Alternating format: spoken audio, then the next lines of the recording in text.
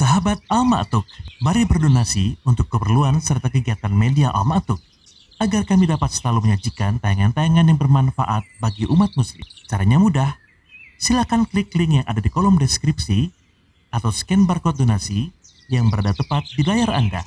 Jazakumullah khairan wa barakallahu fikum. Bismillahirrahmanirrahim. Assalamualaikum warahmatullahi wabarakatuh.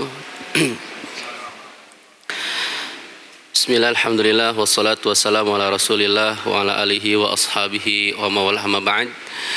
Allahumma alimna ma yanfa'una wa anfa'na bima alamtana wa zidna ilman wa hudan wa tuqan wa salahan ya rabbal alamin. Taib ikhwani rahimani wa rahimakumullahu jami'an. Insyaallah kita lanjutkan kembali pembahasan kita di kitab Riyadhus Shalihin, masih di bab al-wara' wa tarki asyubhat, ya. Yang mana sebelumnya, pemateri yang sebelumnya sudah menjelaskan apa itu wara'. Banyak sekali pengertian wara' oleh para ulama. Tidak salahnya menukil salah satu makna wara' itu sendiri, bahwasannya wara' itu tarku ma la ba'sa bihi khasyatal wuqu' ila ma fihi ba'sun, yaitu yang berarti meninggalkan sesuatu yang mubah, yang tidak apa-apa, khasyatal wuqu' ila ma fihi ba'sun, ditakutkan, dikhawatirkan terjerumus ke dalam sesuatu yang ba'sun, yang tidak diperbolehkan, ya. Contohnya apa? Wara' di sini salah satu gambaran wara' yang ada pada kita sekarang. Kita ambil salah satunya adalah Syekh Utsaimin rahimahullah. Suatu hari ketika beliau hendak menelepon keluarganya, beliau tidak menggunakan telepon kantor, tapi beliau menggunakan telepon umum yang ada di jalan. Ya, mungkin kalau zaman dulu kita ada pakai koin seperti itu. Nah, Syekh Utsaimin menelepon keluarganya dengan menggunakan telepon tersebut. Ketika ditanya, ya Syekh, kenapa Anda tidak menggunakan telepon yang ada di Jamiah saja? Karena beliau waktu itu mengajar di Jamiah Qasim, ya, di Unaiza. Apa kata Syekh? Sesungguhnya telepon yang ada di kantor itu adalah untuk kepentingan kantor, kepentingan Jamiah. Sedangkan saya sekarang itu menelepon untuk kepentingan saya terhadap keluarga saya, tidak ada hubungannya dengan Jamiah. Ini namanya wara'. Mungkin bagi kita tidak mengapa ya kita menggunakan wifi misalkan, ya kan, wifi di kantor, nelpon dengan keluarga. Kan tidak ada hubungannya wifi kita dengan keluarga, kan seperti padahal wifi itu adalah untuk menunjang fasilitas kantor. Ya, seperti itu adalah wara'. Jadi mungkin sesuatu yang tidak apa-apa, tetapi Syekh Utsaimin takut ya terjerumus ke dalam sesuatu yang tidak diperbolehkan seperti itu. Atau contoh kecilnya lagi, ini masih Syekh Utsaimin juga. Suatu hari Syekh Utsaimin ditelepon ya sama seorang jamaah ketika sedang rapat, menanya tentang ilmu waris, ya. Beliau mengambil kertas kecil di dalam sakunya. Ya, ketika ditawarkan, ya Syekh, gunakan kertas ini. Kertas dari kantor juga sama, kertas dari Jamiah. Syekh Utsaimin tidak mau, menolaknya. Padahal bagi kita tidak apa-apa mungkin menggunakan kertas yang ada di kantor, kan seperti itu, untuk menghitung waris. Tapi Syekh Utsaimin tidak mau, ya, tidak mau. Tapi beliau menggunakan kertas yang ada di sakunya milik beliau, ya, bukan milik kantor. Seperti itu namanya wara', ya. Jadi wara' itu adalah meninggalkan sesuatu yang tidak apa-apa, ya, mungkin mubah, mungkin boleh, ya, takut terjerumus ke dalam sesuatu yang tidak diperbolehkan, seperti itu, ya. Ini makna wara' itu sendiri, ya. Dan kabar tersebut diceritakan oleh muridnya yaitu Syekh Al-Utsaimin rahimahullahu taala, hafizahullah taala. Dalam hadis ini yang akan kita baca pada siang hari ini yaitu hadis ketiga dari bab al-wara' wa tarku syubhat, yang mana hadis ini diriwayatkan oleh Wabisah bin Ma'bad. Qala mu'allif rahimahullahu taala an Wabisah ibni Ma'bad radhiyallahu taala anhu qala ataitu Rasulullah sallallahu alaihi wasallam faqal ji'ta tas'alu anil bir qultu na'am faqala istafti qalbak albirru matma'annat ilaihi nafsu watma'anna ilaihil qalbu wal ithmu ma haka fin nafsi wa taraddada fis sadri wa in aftakan nasu wa aftauka rawahu Ahmad wa Darimi fi musnadaihima. Jadi dari Wabisah bin Ma'bad, semoga Allah Subhanahu wa taala meridhoinya, qala, beliau berkata, ataitu Rasulullah SAW. Saya mendatangi Rasulullah sallallahu alaihi wasallam. Faqala, maka Rasulullah SAW bersabda, "Jita tas'al anil bir?" Engkau pasti datang hendak menanyakan tentang bir, tentang kebaikan. Ini luar biasa sekali ya Rasulullah SAW. Ini adalah mukjizat ya. Mukjizat Rasulullah SAW. Baru datang terlihat dari wajahnya Wabisah ya, bahwasanya beliau ada sesuatu yang penasaran di dalam dirinya. Akhirnya Rasulullah bertanya, "Jita tas'alanil bir?" Apakah engkau hendak bertanya tentang kebajikan? Qultu na'am, kata Wabisah, iya, saya hendak bertanya tentang kebaikan. Faqala, kemudian kata Rasulullah, istafti qalbaka. Mintalah fatwa terhadap hatimu. Ya. Jadi sebelum bertanya tentang kebaikan, minta dulu fatwa terhadap hatimu. Jadi sebenarnya kebaikan atau keburukan ya, atau sebuah maksiat, kalau seorang mukmin yang benar-benar beriman kepada Allah Subhanahu wa taala dengan hati nuraninya, dia bisa tahu, dia bisa membedakan mana yang hak, mana yang batil, mana barang yang haram, mana barang yang halal. Jadi ketika kita mau melakukan sesuatu, apakah ini haram, apakah ini halal, kalau seorang mukmin yang benar-benar beriman kepada Allah Subhanahu wa taala, dia sudah pasti tahu, bisa memprediksi, oh ini sesuatu yang haram, oh ini sesuatu yang halal. Makanya kata Rasulullah, istafti qalbak. Minta fatwa dari hatimu dulu ya. Karena hati itu pasti jujur. Ya walaupun kita ini halal, padahal dalam hati ini ada keraguan, ada syubhat.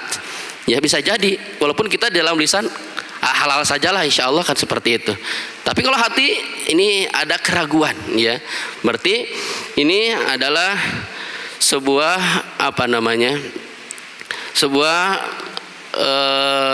sesuatu yang seseorang manusia itu tidak bisa dielakkan ya, walaupun lisannya berkata A tapi hatinya berkata yang lainnya ya. Kemudian kata Rasulullah SAW, al birru matma'annat ilaihin nafsu, bahwasanya kebaikan itu adalah sesuatu yang menenangkan hati, watma'anna ilaihil qalbu, dan juga menenteramkan jiwa ya. Jadi sebuah kebaikan ya, sebuah kebenaran itu yang mana kalau kita lakukan tenang jiwa kita, nyaman, tentram ya. Kita sholat, ini sebuah kebaikan, nyaman ya. Kita bersedekah ya dengan harta punya kita, nyaman ya. Kita saum misalkan, nyaman ya. Jadi sesuatu yang menenangkan hati dan juga menenangkan jiwa itu adalah sebuah kebajikan. Sedangkan dosa atau ism adalah apa yang menyebabkan hati jadi bimbang dan cemas ya. Kita melakukan sesuatu yang dimurkai oleh Allah Subhanahu wa taala, berdusta misalkan. Walaupun terkadang zahirnya kita puas ya, bisa mengelabui orang lain, tapi hati kita aduh subhanallah ya, tadi berdusta. Hati tidak akan bohong, tadi saya berdusta, seperti itu ya. Walaupun mungkin orang lain yang tadi ya, yang didustai sama kita, udah ya, aman-aman saja kita, tapi hati kita tidak akan bisa dibohongi ya. Kita ada rasa cemas di dalamnya, khawatir terbongkar, khawatir ini orang lain tahu bahwasanya yang tadi saya lakukan atau yang tadi dia lakukan itu adalah apa? Sebuah dusta, bukan sebuah kenyataan ya. Jadi sekali lagi bahwasanya sedangkan dosa adalah apa yang menyebabkan hati jadi bimbang dan cemas, meskipun banyak orang mengatakan bahwa hal tersebut adalah sebuah kebaikan ya. Jadi kebaikan itu ya tidak dipandang oleh banyaknya orang. Contoh kecilnya korupsi misalkan, oh ini nggak apa-apa, udah biasa budaya Indonesia misalkan, waliyadzubillah ya. Tapi tidak bisa dibilang kebaikan ya, seperti itu. Karena hati itu tahu bahwasanya perlakuan ini adalah tidak baik ya, tidak baik. Dan pasti ya hati nurani manusia itu tahu bahwasanya perbuatan seperti itu adalah perbuatan yang tidak baik. Hati nuraninya pasti seperti itu. Maka inilah ya perbedaannya antara kebaikan dengan keburukan atau dengan dosa. Jadi kebaikan akan membawa hati menjadi tentram dan keburukan akan membawa kecemasan, begitu juga akan membawa kebimbangan. Beberapa faedah yang bisa kita ambil dari hadis ini, bahwasanya hirsus sahabah ala su'alin Nabi SAW anil bir. Semangatnya para sahabat untuk bertanya kepada Nabi SAW tentang kebajikan ya. Dan ini hendaklah harus ada di dalam sifat para pencari ilmu. para pencari ilmu harus senantiasa bertanya tentang kebaikan kepada orang yang dianggapnya dia mampu untuk memberikan kebaikan itu sendiri, ya. Harus punya semangat, ya. Ketika seseorang belum bisa sesuatu, ya, bertanya, ya, kepada orang yang sudah tahu. Begitu juga nomor 2, dawaul jahli huwas su'al. Obat kebodohan itu adalah bertanya. Ketika seseorang tidak tahu sesuatu apa hukumnya, bertanya. Jangan memperkirakan sepertinya menurut saya mah begini hukumnya karena begini tidak seperti itu, tapi bertanya. Ya, fas'alu ahla dzikri in kuntum la ta'lamun. Ya. Begitu juga bahwasanya banyak bertanya ini adalah salah satu sifat Ibnu Abbas. Kata Umar bin Khattab, "Zakum fatan kahul dzu lisanin saul." Ya. Jadi bahwasanya Ibnu Abbas bisa sampai kepada gelar tarjamatul Quran, ya. Apa salah satu tipsnya? Yaitu kata Ibnu Abbas, lisanun saul, yaitu lisan yang banyak bertanya, ya. Jadi ketika kita ingin mendapatkan ilmu, kalau kita malas baca, ya, maka bertanya, ya, apa hukumnya ini? Sebenarnya bisa aja, zaman sekarang internet mudah diakses, ya kan? Apa hukum misalkan Shopee Pay misalkan, ya, ada mungkin banyak artikel, makalah-makalah seterusnya, tapi terkadang ada orang, aduh, malas baca, bertanya. Ya Ustaz, apa hukum Shopee Pay? Misalkan seperti itu. Apakah halal? Kalau halal gimana dalilnya? Kalau haram bagaimana dalilnya? Seperti itu, ya. Jadi sekali lagi yang kedua adalah apa? Dawa'u al-jahli huwa as-su'al. Ya, bahwasanya obat kebodohan itu adalah bertanya. Yang ketiga, salah satu faedahnya bahwasanya albir, sebuah kebaikan itu yutlaku bi'tibarain ma'yanain. Ada dua, ya, ada dua macam. Yang pertama, bi'tibaril muamalatil khalq bil ihsan ilaihim, yaitu kalau dilihat bir ini dipandang terhadap makhluk, bahwasanya kita harus berbuat ihsan, berbuat baik terhadap makhluk. Maka ini dikatakan sebagai bakti. Kita berbakti. Contohnya birrul walidain. Kita berbakti kepada kedua orang tua. Ya, kita berbakti kepada orang tua.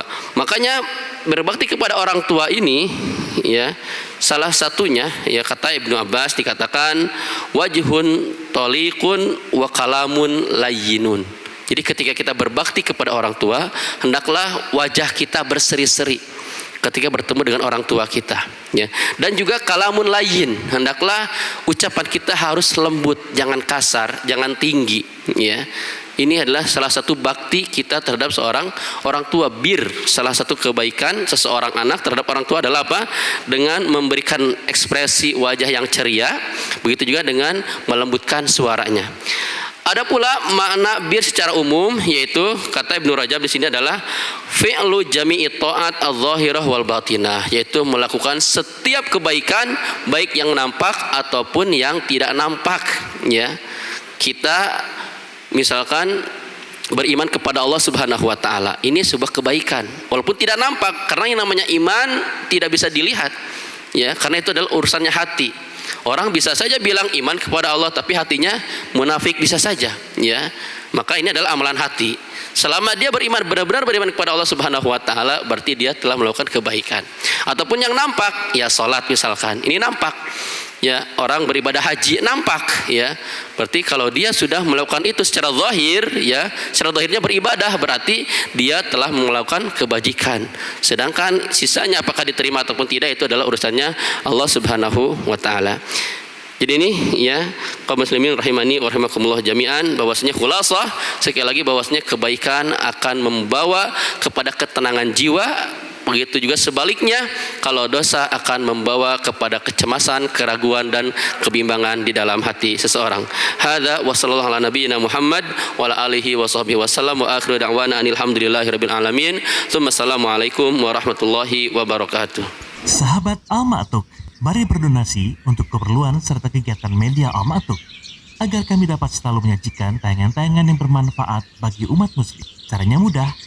Silakan klik link yang ada di kolom deskripsi atau scan barcode donasi yang berada tepat di layar Anda. Jazakumullah khairan wa barakallahu fikum.